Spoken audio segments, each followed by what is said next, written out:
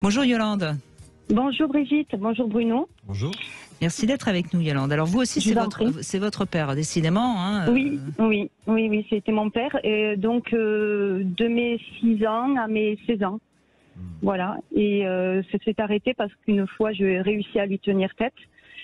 Mais mes souvenirs d'enfance remontent à 6 ans parce qu'il me semble que c'était au moment où ma mère devait donner naissance à mon frère et c'était pendant qu'elle était à l'hôpital. Donc je me rappelle de cette période-là parce que ça m'avait marqué en fait. Oui. Alors on peut imaginer en effet qu'il y a peut-être eu avant quelques petits attouchements, etc. Mais vous. Mais pas, je me rappelle pas. Je me rappelle surtout de celui-là. Voilà, du début. Enfin, pour moi, ça a été le départ.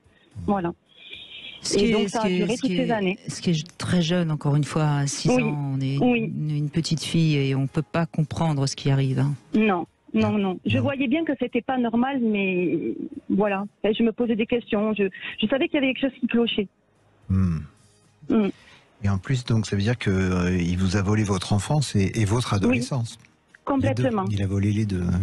Oui, donc j'étais très en colère contre lui. Souvent, on se disputait assez violemment et il était violent d'ailleurs. Donc tout le monde mettait sur le compte nos conflits, il le mettait sur le compte du fait qu'il soit très autoritaire, psychorigide, puis c'était un manipulateur, un peu pervers narcissique. Donc il avait tout le monde mettait ça là-dessus, mais sauf qu'en réalité, il y avait bien d'autres choses. Ouais, voilà. Et vous ne pouviez en parler à personne en fait. J'osais pas en parler à ma mère et à mon frère parce que je voulais les protéger. J'avais peur d'être séparée d'eux. J'avais peur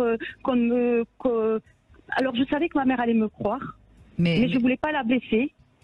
Et je savais que tout allait exploser au moment de ma prise de parole. Je le savais, je le sentais. Et ce qui a été un petit peu le cas quand j'ai parlé. De toute façon, j'ai parlé après la naissance de mes filles.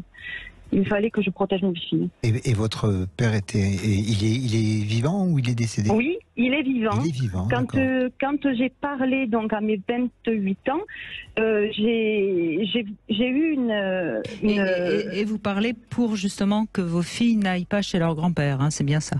Ah, mais non, je voulais surtout qu'ils restent pas tout seuls avec elle. Je voulais parce que. Quand je faisais garder mes enfants, j'évitais qu'ils soient seuls avec. Donc elles avaient quelques mois et ça pouvait pas continuer comme ça. Et en fait, pour qu'elles ne soient jamais avec lui, j'ai parlé. Je ne voulais absolument pas qu'elles soient en contact avec lui. Et donc vous avez eu raison, tout a explosé. Voilà, tout a explosé à ce moment-là. Et donc ma mère a été complètement anéantie et mon frère a été très surpris aussi. Mais tout le monde m'a cru. Ah bah ça c'est déjà bien, mais il n'y a pas eu d'action en justice alors? Alors l'action en justice, bon, comme j'avais 28 ans et 2 mois, à l'époque, la loi était 10 ans après la majorité. D'accord. Donc le problème c'est qu'aujourd'hui la loi a évolué, mais les prescriptions restent les mêmes pour moi. Elle n'est pas rétroactive, oui. Non, c'est malheureux. C'est malheureux. Par contre, j'ai porté plainte contre lui il y a 1 an et demi. Même si là j'étais dépassée, j'ai voulu le faire parce que je pense qu'il y a beaucoup d'autres victimes de sa part. Ah, oui, bien sûr. Je pense qu'il y en a, oui. Et vous avez eu un face-à-face pour lui dire aussi? Oui. Quand j'ai parlé à mes 28 ans, j'ai voulu absolument l'affronter en lui demandant pourquoi. Et ça a été un moment où je me suis dit, il faut que je prenne le contrôle là. Cette fois-ci, il faut vraiment que je lui fasse voir que c'est moi qui décide de ma vie. Et donc, je lui ai demandé, il avait les yeux baissés, il m'a dit, je sais pas. Et j'ai dit, mais pourquoi moi? Enfin, je suis sa propre fille quand même, ça c'est terrible. Et il n'a pas su m'expliquer. Et quand il est parti de chez moi, j'ai demandé à ma mère qu'elle lui dise, parce que je voulais plus avoir de rapport avec lui, je lui ai dit, dis-lui bien que je ne veux plus jamais le revoir. Et de là, mes cauchemars se sont arrêtés aussi, parce qu'en fait, je faisais beaucoup de cauchemars. Ah oui. Et mais il fallait que je coupe. Vous avez été vraiment très courageuse, hein? J'ai essayé. Bah oui, pas toujours simple. Et ce qui est intéressant, vous voyez, dans votre témoignage, Yolande, c'est qu'on voit une fois de plus comment vous protégez votre famille. Ah oui, Et comment complètement. vous supportez, Oui. vous taisez pour protéger Oui. la famille. Et c'est ça Oui. aussi qu'il faut comprendre. Et c'est pour ça que ça perdure tant. Mais C'est oui, ça. parce que Et- c'est familial, c'est-à-dire qu'il n'y a pas oui, d'inceste, c'est pas deux personnes, oui, un inceste, c'est une famille et tout le monde est complètement. impliqué. Ouais, ouais. Complètement.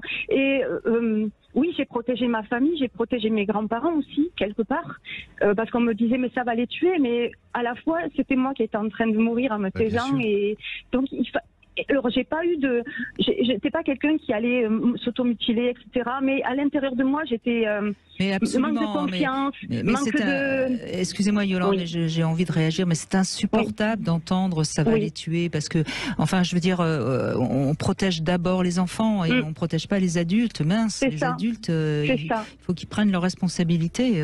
C'est ça. Et ce qui est dommage dans les grandes familles, nous on a une grande famille, mais au départ, on se sent mis de côté quand on parle, complètement. Pas du tout soutenu par. Mais aujourd'hui, les choses ont changé. Ils l'ont mis de côté. Mais il a fallu du temps. Il a fallu du temps, et moi, en attendant, je souffrais en fait. Après, j'ai Excusez-moi excusé, hein. J'ai excusé tout le monde, mais excusez-moi ça a été de vous dur. poser Oui. cette question, mais votre mère, elle est Oui. restée avec lui une fois que vous avez fait Ah la... non, Ah, de là, d'accord. elle a divorcé. De D'accord. là, elle a entièrement divorcé. Elle m'a soutenue Ah, énormément. c'est vraiment Je n'en bien. veux absolument pas à ma mère. D'ailleurs, D'accord. je lui ai clairement dit, parce que elle ne pouvait pas savoir. Elle ne pouvait pas imaginer ça, en fait. C'était impossible. En tout cas, elle a marqué le coup. C'est-à-dire qu'une fois qu'elle Oui, sait ce qui s'est passé, oui. elle ne supporte plus cet homme. Donc, elle a pris Ah votre oui, oui. parti Oui. à 100% déjà. Ah oui, oui. Même Ce mon qui est pas frère le a cas de coupé les tout. ponts complètement. Oui, Ce qui oui. n'est pas le cas toujours dans les familles. Hein. Oui, oui. Parfois, c'est celle qui a subi, qui est exclue de la famille. Hein. Oui, complètement. Alors moi, ça a été difficile, c'était avec plutôt ses frères et ses sœurs, qui aujourd'hui ont complètement changé. Hein. Ils l'ont mis de côté, mais c'est vrai qu'au départ, ils avaient du mal. C'était leur frère, donc c'était. Et alors, je ne leur en veux plus. J'ai fait mon chemin là-dessus, mais c'est vrai que pour moi, ça a été une période très difficile. Et vous avez, je vais vous poser la même question que j'ai posée à Caroline Oui. avant. C'est est-ce que vous en avez parlé à vos enfants? Ils sont bien au courant? Oui. D'accord. Oui. Alors mes filles, quand elles ont eu l'âge de comprendre certaines choses, et c'était très tôt, je vous avoue, hein, vers 6-7 ans, C'est très bien. je leur c'est très bien. leur ai pas dit comme ça. Je leur ai dit voilà, vous avez un corps. Il faut absolument que si quelqu'un vous touche à des parties que vous ne voulez pas qu'on vous touche, des parties intimes, il faut surtout m'en parler, et ce n'est pas normal, c'est pas bien. Et j'ai dit que leur papy m'avait fait beaucoup Oui. de mal. Alors au départ, je leur ai un petit peu amené comme ça, et Mais c'est petit très à petit, bien. je leur ai dit Très bien. les choses. Maintenant, elles savent vraiment, et d'ailleurs, elles l'ont croisé une fois, et elles ne sont pas allées le voir, mais elles l'ont fusillé du regard. Elles sont très en colère contre lui. Elles ne le connaissent pas d'ailleurs. Hein.